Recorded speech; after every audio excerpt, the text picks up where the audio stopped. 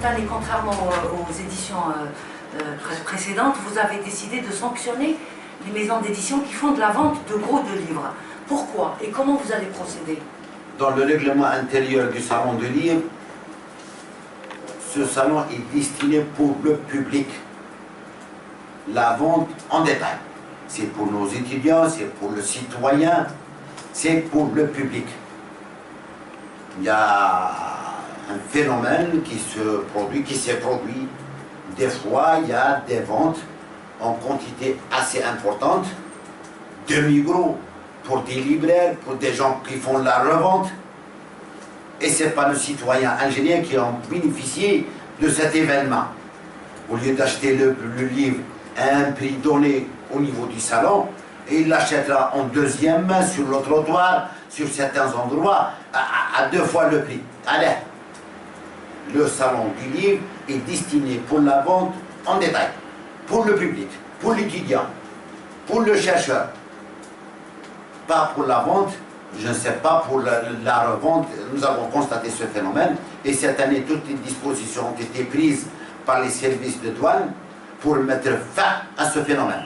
Celui qui veut importer, il y a une procédure pour importer. Il a importé, Wallahi sahal alayh. Il n'a qu'à passer par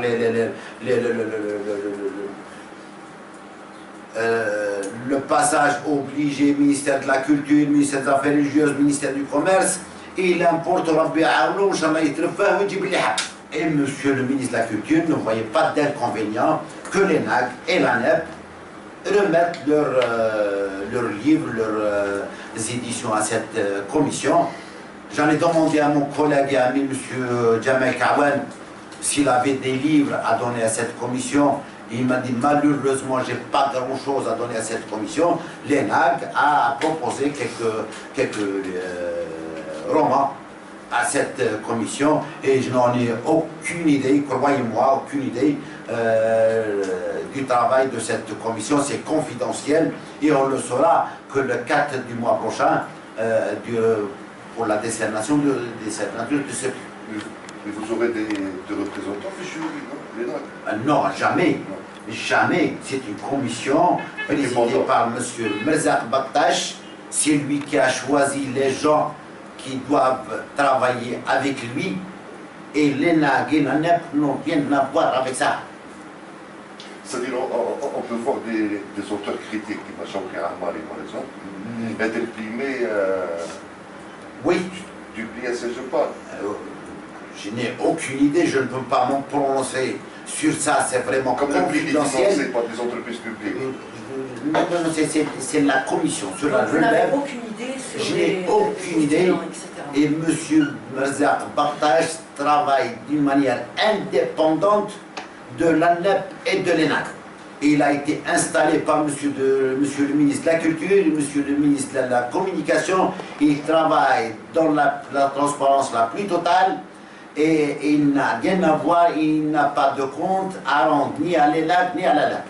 Oui, mais à partir du moment où vous êtes commissaire et vous vous occupez de l'organisation du SILA, normalement vous avez un droit de regard, non? Je n'ai aucun droit de regard sur ce prix, je l'ai dit. Le salon du livre n'a rien à voir avec ce prix. C'est un prix qui a été créé par les deux ministères, ministère de la Culture, ministère de la Communication, financé par l'ENAG. Bon, certes, la présence de tous les éditeurs au salon, on va en profiter que ce prix sera décerné durant le salon pour ne pas déplacer encore une fois nos éditeurs des 4 coins du pays. On a décidé que ce soit durant le salon, et ça va être le 4. Mais je répète que le salon n'a rien à voir avec ce prix. Et l'ENAG et j'ai coécrit un livre avec un physicien, chercheur au CERN de Genève et professeur à Paris. Il va venir lors du salon du livre parce que le livre a été édité par Amel Tizouzou. Il sera invité pour une bonne dédicace. J'aurais aimé, s'il serait possible, de lui permettre de faire une exposition, une vulgarisation scientifique sur la nouvelle physique fondamentale, et plus particulièrement sur la recherche sur le neutrino, qui a eu ses 2 prix Nobel il y a à peine le 12 du mois dernier. Donc, est-ce qu'il serait possible de lui ouvrir une fenêtre pour au moins 1 heure dans une des salles de la foire pour tenir son exposition sur une science vulgarisée pour le grand public. Est-ce qu'il serait possible? Parce que j'ai avec moi dans cette démarche le docteur Ammar Talbi, le docteur Saïd Chiban, qui me poussent à, ils m'ont donné l'idée de venir vous voir pour... Voilà. Écoutez, pour le salon du livre, le programme est clôturé, toutes les salles sont réservées et programmées, mais j'en profite de votre doléance pour dire que même les maisons d'édition, ils ont un rôle à jouer durant le salon.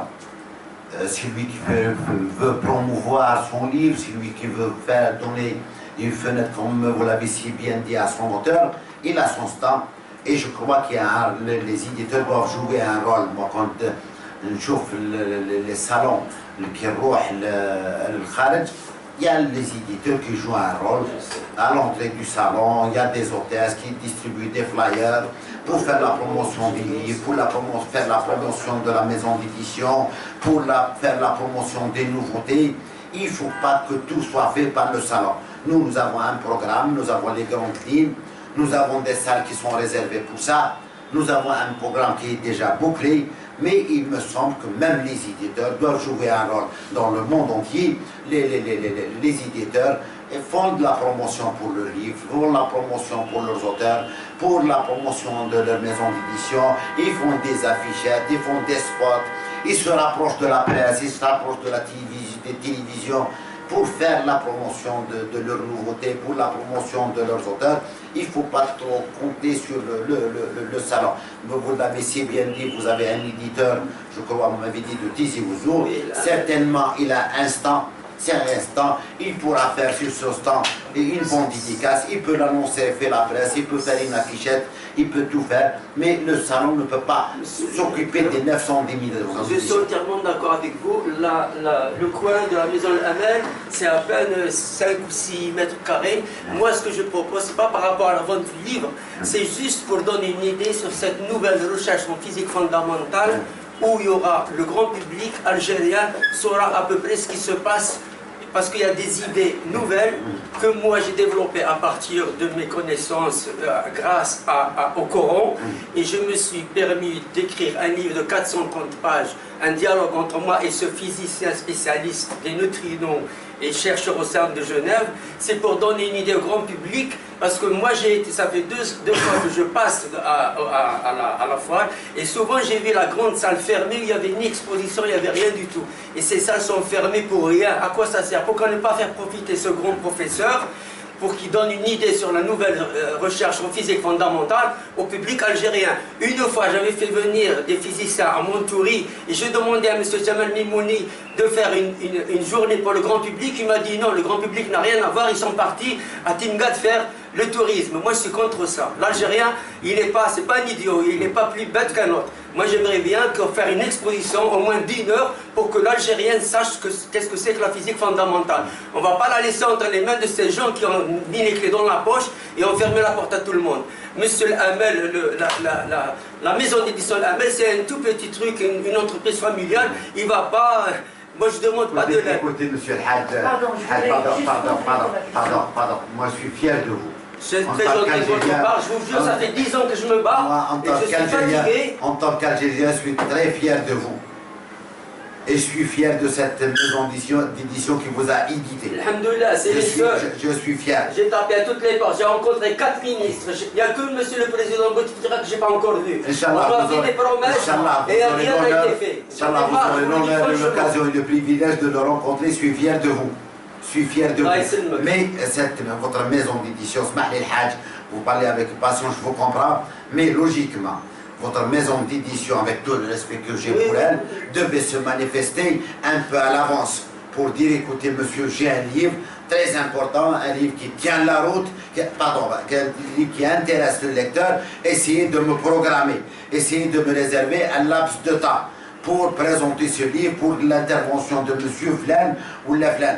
On n'attend pas la dernière minute, c'est pour ça que je vous dis que la responsabilité des éditeurs est également engagée. Nous sommes à 72 heures de l'ouverture du salon du livre. En présence de l'assistance, je vous promets que je vais voir la disponibilité des salles rapprochez-vous de moi. Faire la SAFEC, j'ai un bureau là-bas. S'il y a un laps de temps, un laps de temps pour vous le consacrer, on vous le consacrera avec plaisir. J'ai été chez vous à Raya l'année dernière. J'ai vu monsieur Mohamed, j'ai son téléphone, monsieur le responsable, Oui. l'année dernière. Et là, cette année, j'ai été à Raya un mois ou 2 mois avant la foire. Et je leur ai demandé cet exposé du professeur François Ranucci. On m'a dit on va voir, on m'a laissé attendre et jusqu'à présent il n'y a rien. On m'a dit ça il s'est programmé. Écoutez, vous avez en présence de ce public, passez de me voir au palais des expositions. J'ai un bureau là-bas, vous demandez monsieur le commissaire du salon. Inch'Allah, on trouvera la solution. On dit le Et si vous permettez, je suis fier de vous. Je vous prends votre numéro de téléphone si vous le permettez. J'y manquerai pas. C'est gentil.